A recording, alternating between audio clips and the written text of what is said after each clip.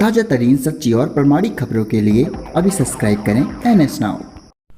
साथियों नमस्कार, मैं कौशल कुमार सिंह, प्रदेश मंत्री उत्तर प्रदेश प्राथमिक शिक्षा मित्र संघ।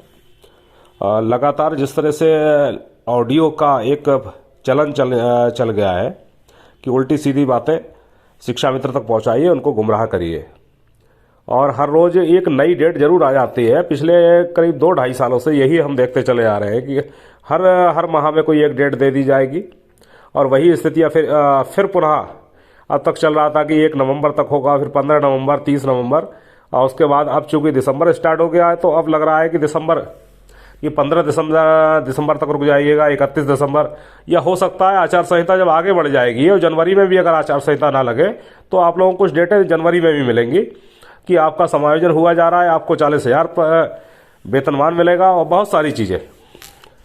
साथियों, एक चीज़ आपको स्पष्ट कर दें, अभी फिलहाल में शासन में मानदेय के अलावा बहुत ज़्यादा कुछ मिलने वाला नहीं है। हो सकता है थोड़ी सी आंशिक राहत, जिसका बहुत ज़्यादा लाभ आपको सीधे सीधे नहीं मिल रहा है, आपको कर दिया जाए। इसके अलावा हमको नहीं लग रहा है कि अभी कुछ होने वाला है। अभी 30 नवंबर के लिए जो संयुक्त कर्मचारी संघ का जो धरना हुआ था, उसमें उत्तर प्रदेश प्राथमिक शिक्षा मित्र संघ द्वारा पार्टिसिपेट किया गया और एक अभिन्न अंग के रूप में उसका पूरा महत्व दिया गया कर्मचारी संघ के द्वारा।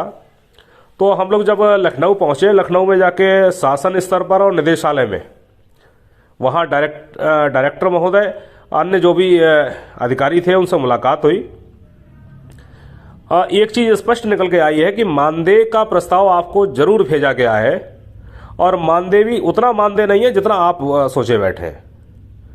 आप अधिकतम मान लीजिए कि 15,000 से अधिक मानदेय नहीं है, इससे कम हो सकता है, इससे अधिक मानदेय नहीं है।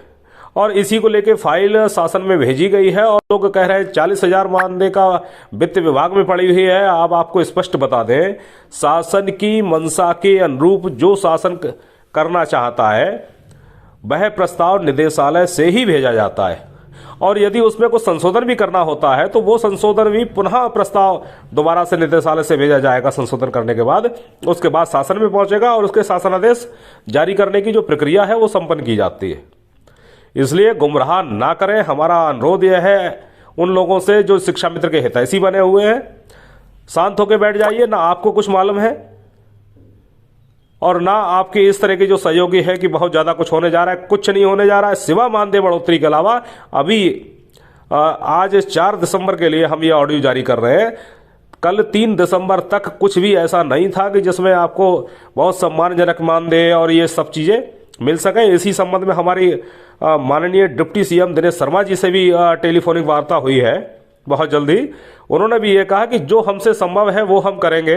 देखिए, बहुत ज़्यादा हम कुछ नहीं कर सकते, और उन्होंने ये भी कहा कि अगर आपको आवश्यकता हो तो आप मैं बोल दूंगा बेसिक शिक्षा मंत्री से मिल लीजिएगा जाके। तो ये सारी चीज़ें तो वही है कि ठीक है, करेंगे, और बहुत समय से चल रहा है ये सब। और बाकी भाई माननीय जो हमारे मुख्यमंत्री जी हैं, यदि हाँ उनमें अगर उनके लिए ये इच्छा जागृत हो जाती है कि हम शिक्षा मित्रों का बहुत अच्छा कर देंगे, तो ये बहुत बड़ी बात नहीं है। और हम उम्मीद रखते हैं कि समय से पहले शायद माननीय मुख्यमंत्री जी कुछ हमारे लिए अच्छा करें।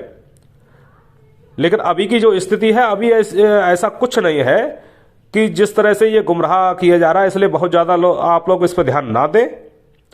आप लोग अपना काम करिए। संगठन स्तर से जो भी हम लोगों को प्रयास कर मिल रहा है हम कर रहे हैं, लेकिन करना शासन के लिए है। शासन की जब मंशा होगी तभी कार्य होगा। हम लोग प्रयास कर सकते हैं, प्रयास कर रहे हैं। बस इतना ही आपसे कहना चाहूँगा कि ये जितने लोग ये आपको भ्रमित कर रहे हैं, कोई भी तारीख, चाहे 15 दिसंबर हो, 31 दिसंबर हो, या जो भी तारीख आएगी, आप उस पर ध्यान मत दीजिए। अभी सिर्फ आपको आंशिक मानदेय बढ़ोतरी ही कहेंगे कि वो आपको जल्द ही मिलेगी। अब उसमें आपका कितना भला होगा, कितना नहीं होगा, ये संगठन के द्वारा हम लोग सोच रहे हैं कि इसमें कितना हम बेहतर करवा सकते हैं। अगर हो सकता है तो करवाएंगे, अगर नहीं हो पा रहा है तो हम लोग सिर्फ प्रयास कर सकते हैं। इन्हीं शब्दों के साथ हम अपनी बात समाप्त करना चाहेंगे।